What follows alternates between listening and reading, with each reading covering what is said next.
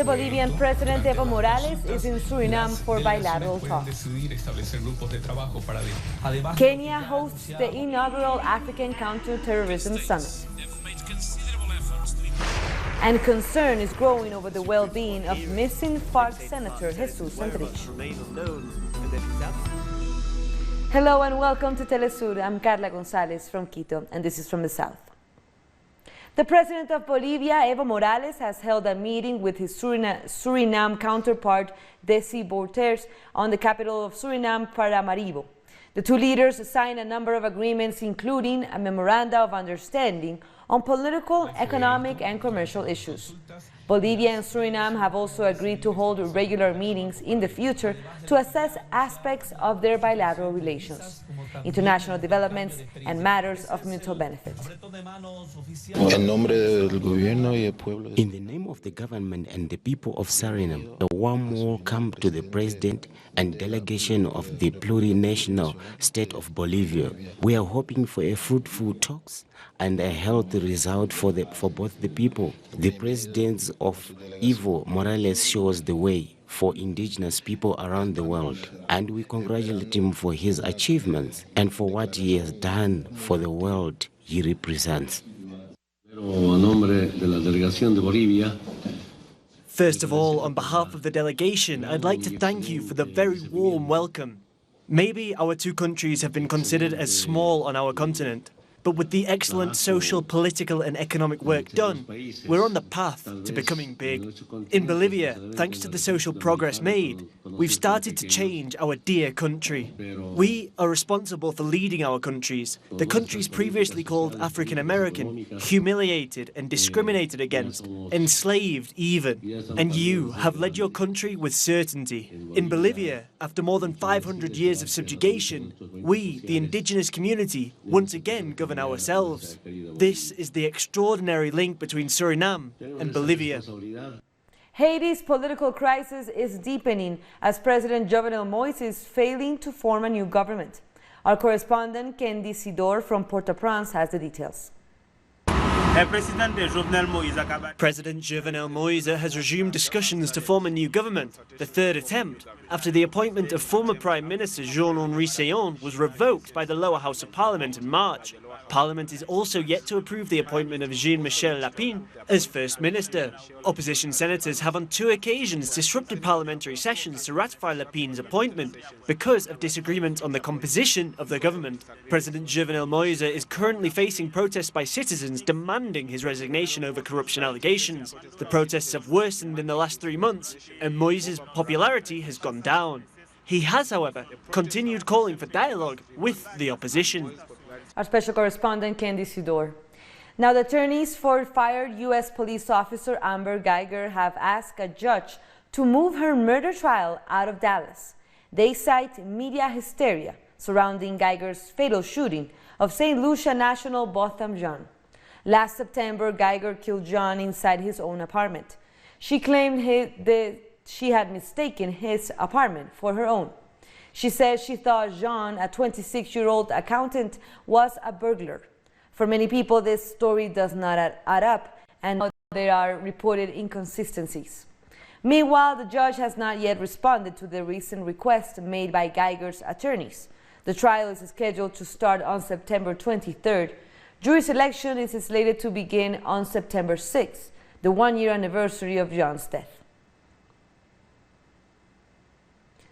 And Guyana's president has rejected 5 of the 11 names submitted by the opposition leader as possible candidates for the chair of the Elections Commission. Following a 2-hour meeting between both parties on Tuesday, 4 names have been shortlisted, while 2 are under active consideration. It's all part of a process to ensure credible elections at the earliest possible date, following the passage of a no-confidence motion against the government. The opposition says it wants to ensure that the selection process is transparent. These 11 are not unacceptable, or they are not acceptable to the president. You may want to consider these 8, but that's not what took place. They're saying add 8 to the 11 and let's start considering. It's like if you're horse trading and you're not following the constitutional guidelines. And I think that needs to be made clear. Petra Gem Limited is now supplying the Barbados National Terminal Company with oil, following the closure of the state-owned Petrotrin oil refinery in Trinidad and Tobago last November. The deal is reportedly more competitive than the previous one with Petrotrin. The Trinidad and Tobago government shut down the refinery after complaining of billions of dollars in losses annually. Petra Gem is Jamaica's only petroleum company and is wholly owned by the country's government. The president of Venezuela, Nicolas Maduro, has met with the European Union's special advisor for Venezuela in the context of the government's dialogue with the opposition taking place in Barbados. Enrique Iglesias, a former Uruguayan foreign minister and former president of the Inter-American Development Bank, was invited by the government at the end of March in order to consolidate the national dialogue process. It began in Norway on May 14th and now has been continuing in Barbados from July 8th. I believe in dialogue, and in a dialogue, all sides have to sit down and be prepared to compromise. I have done that many times, and I will continue to do it, because I am mandated by millions of Venezuelans, as President of the Republic, as head of state, and head of the government. It's a very clear mandate. I'm not here because I want a raffle, or because I proclaim myself president, or because the Gringo embassy put me here. I am here because of a vote, an expression of national sovereignty. And in Barbados, the Prime Minister, Mia Mottley, says her country is happy to be able to facilitate this dialogue taking place with the backing of the government of Norway. Talking to local media, Prime Minister Mia Mottley said the government of Barbados, along with other CARICOM governments, are clear that the time for dialogue is never over. We would want to see a very peaceful resolution to the problems in Venezuela. She went on to say, we are aware of the humanitarian crisis and equally that you can't have intervention that is in breach of the Charter of the UN or OAS. And she asked the media not to chase after the Venezuelan negotiators. Let the people talk. Let the people be in peace. Don't go looking for them. The fact that they have chosen Barbados is a recognition that we can facilitate this kind of discussion without the kind of pressure that they may face elsewhere.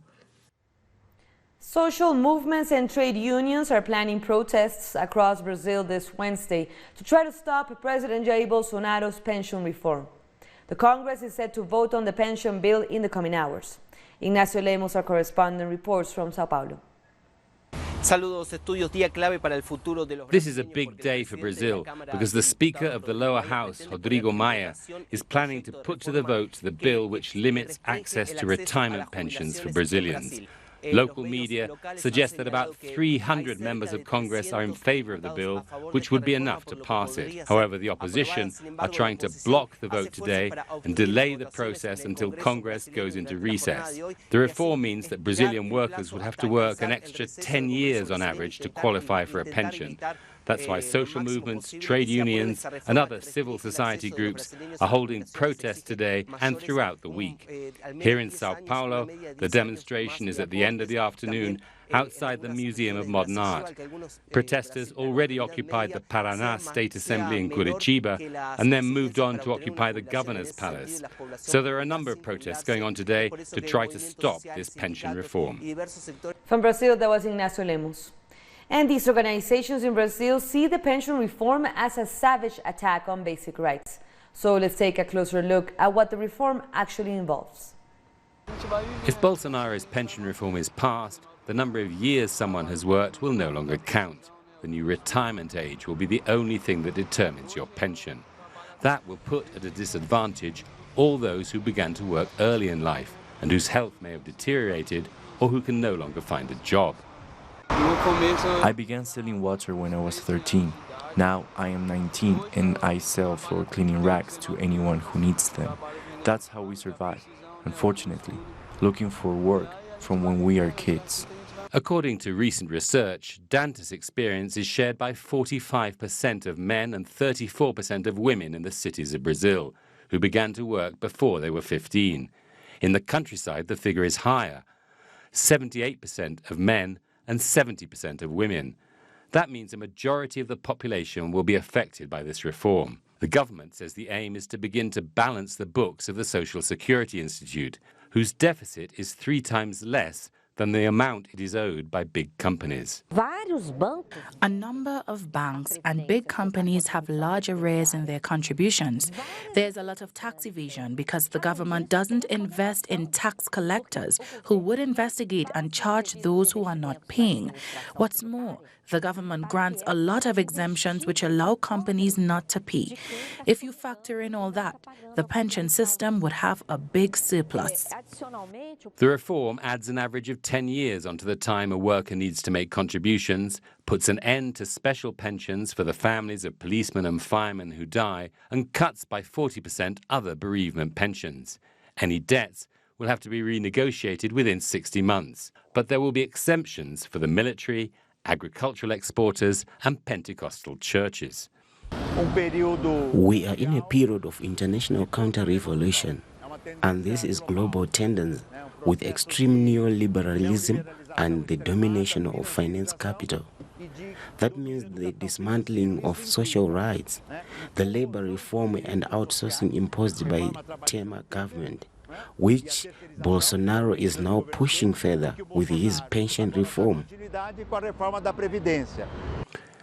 With unemployment at 40 million and whole regions of Brazil where life expectancy isn't more than 65, this reform will require workers to make 4 decades of contributions. According to the opposition and trade unions, that means huge numbers of Brazilians will die without ever drawing a pension. After the break, internet returns to Sudan after a blockade by the military. Don't go away.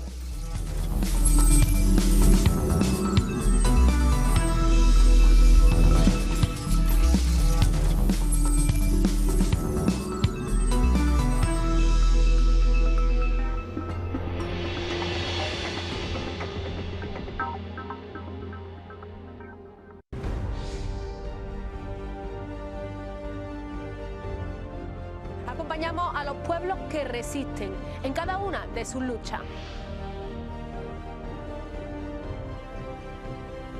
Somos esa ventana que se abre para visibilizarlos entre fronteras.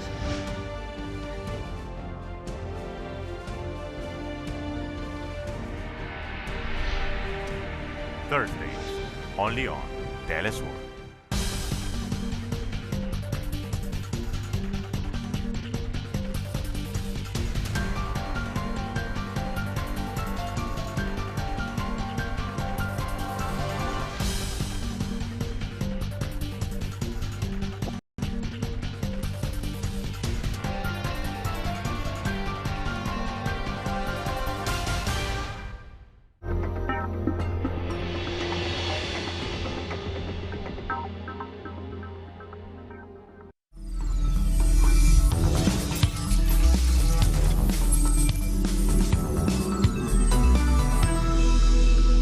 Welcome back. More news at Telesur.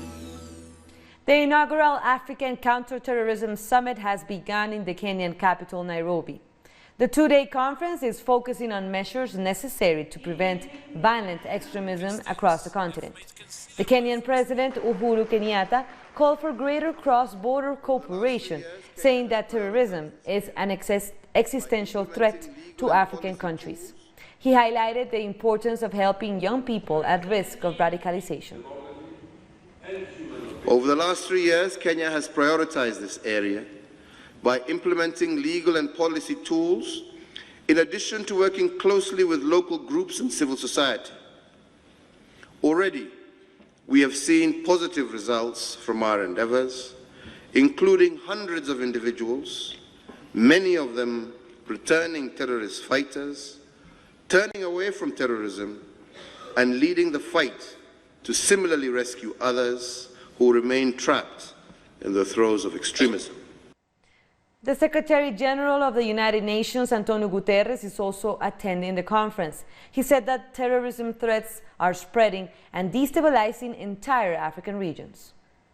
African states have made considerable efforts to implement the United Nations Global Counterterrorism Strategy and the Plan of Action to prevent violent extremism at national and regional levels, including through the African Union peace and security architecture. It is now time for the international community to step up and provide the financial and technical resources needed to support African-owned and African-led counterterrorism efforts while fully respecting human rights, the rule of law, and gender considerations.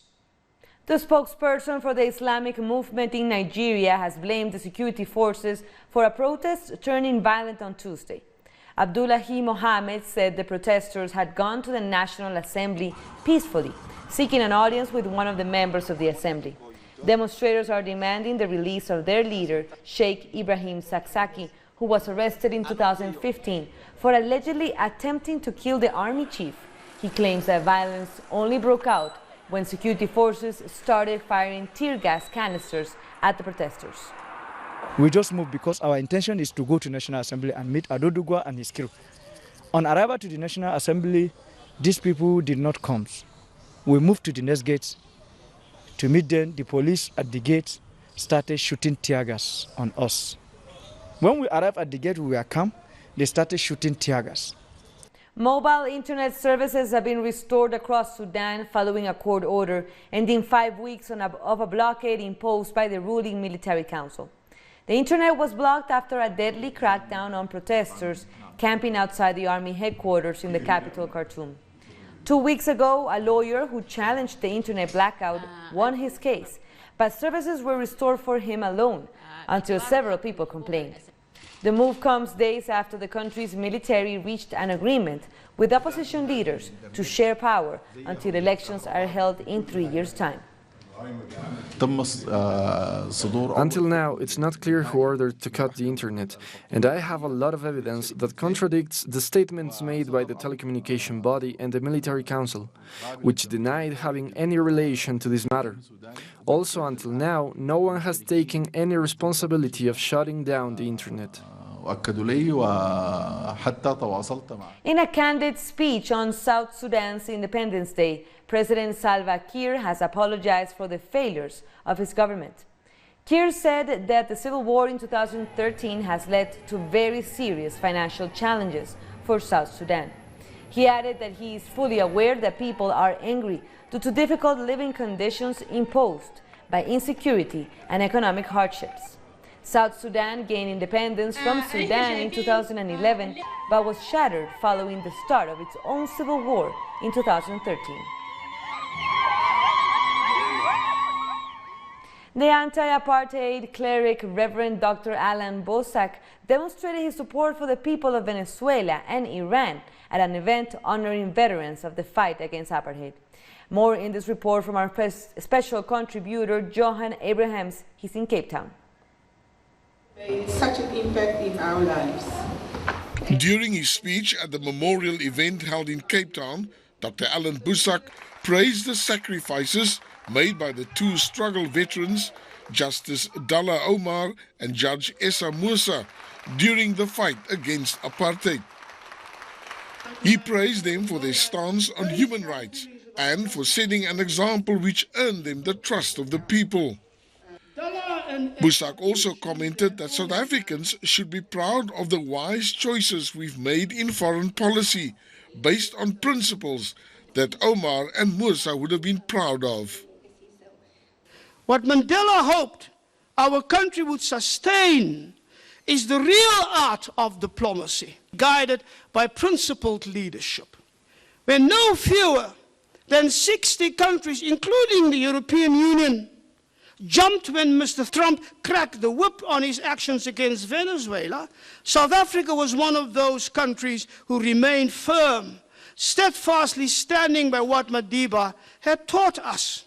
And now that the hasty embrace of Juan Guaido has become so toxic, and those countries are looking for ways to make a retreat, South Africa in this regard, and 40,000 Venezuelan deaths later, has nothing to be ashamed of. That, in my view, is the diplomacy of integrity, decency, and solidarity, and that should make us proudly South Africa. Bouterse said Issa Musa and Dalla Omar are no longer with us, but the struggle for justice, equality, dignity and genuine freedom is far from over. Johan Abrams for Telesur in Cape Town, South Africa. Coming up, France tries to save the nuclear deal with Iran. Stay with us.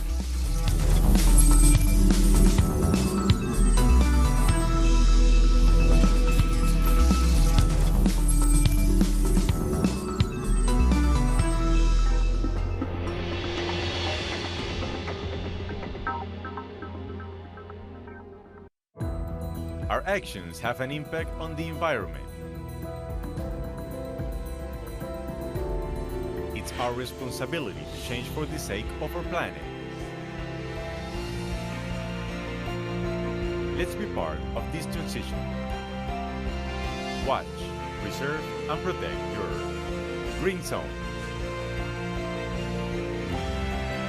Wednesdays, only on Telesur.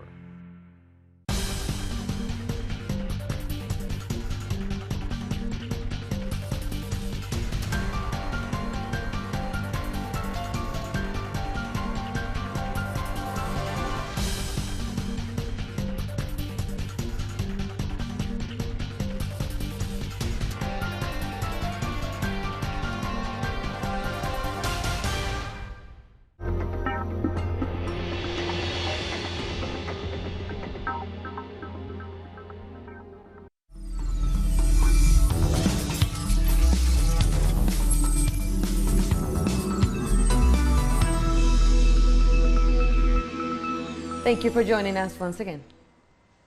Colombia's Supreme Court has issued an arrest warrant against former FARC combatant and current senator for the FARC political party, Jesus Santrich, after he failed to appear before the court to testify on Tuesday. Only Santrich's lawyers were present at the Supreme Court hearing. They say the FARC senator's whereabouts remain unknown and that his absence could be due to security reasons. He was last seen publicly a week ago during a news conference where he said he would work together with Colombian authorities to clear his name. Santrich failed to show up. We do not know why, but we can say that his disappearance might be related to security issues. His family says he has gone missing, and so we have asked the court to schedule another hearing so that Santrich can defend himself from these accusations. Many people have voiced their concerns about Santrich's disappearance, especially since the FARC senator had repeatedly declared his commitment to the 2016 peace agreement. I am wholeheartedly committed to truth, justice, and reparation in our nation. And so today, I want to affirm my commitment to the Special Jurisdiction for Peace. I am committed to work with the High Court so that my name can be clear. But some political activists are concerned that Santrich didn't show up at his Supreme Court hearing. Currently, many people believe that Santrich was tricked or kidnapped, like Sergio Jaramillo said. But this doesn't mean that today, Santrich did not disappoint the victims, the thousands of guerrillas committed to the JAP, and the thousands of supporters who obviously have had great expectations towards him, that he will show up and live up to his words about his commitments. Colombia's Special Jurisdiction for Peace also summoned Santrich to testify about the disappearances during the armed conflict. Meanwhile, the FARC party expressed their rejection of Santrich's absence, calling it a serious breach of the peace agreement, and will decide about his future as a FARC senator. Another group of Venezuelan migrants is due to fly home from Ecuador. On Tuesday, 90 Venezuelans living in Ecuador returned to their country under the government's Return to the Homeland plan. The latest flight leaving Quito brings the number of repatriations from Ecuador up to 2,977, while the total from across Latin America is 14,791. The majority of those who return to Venezuela say they do so because of economic problems, as they are unable to find dignified work abroad. Meanwhile, over 1/5 of participants in the program say they do so because of serious health problems. In Venezuela, universal medical attention is considered a social right, and as such, it's free. The Venezuelan Foreign Ministry has done good by those of us who need to return home. Me personally, I have spent 2 years by myself, without seeing my wife, without seeing my children and grandchildren. I have hope that I will find work in Venezuela. I have faith in this. The Mexican President Andrés Manuel Lopez Obrador has stemmed the run on the peso by moving quickly to name a new finance minister.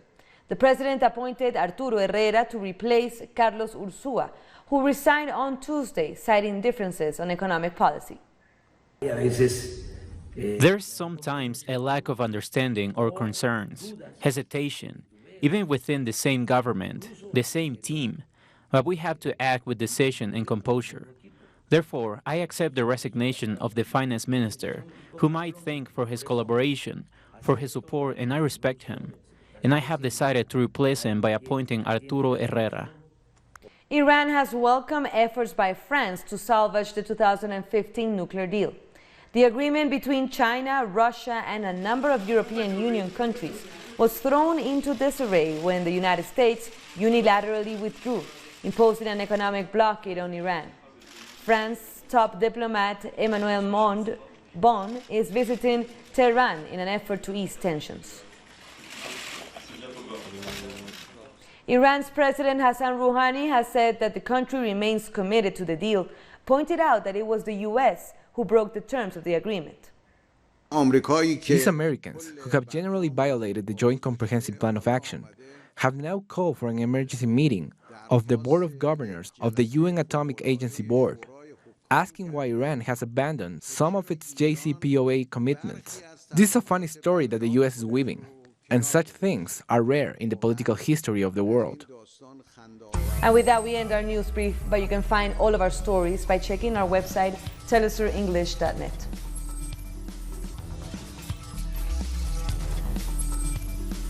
And for our viewers in Africa, you can find us on Starsat channel 461 in South Africa and 539 in Nigeria.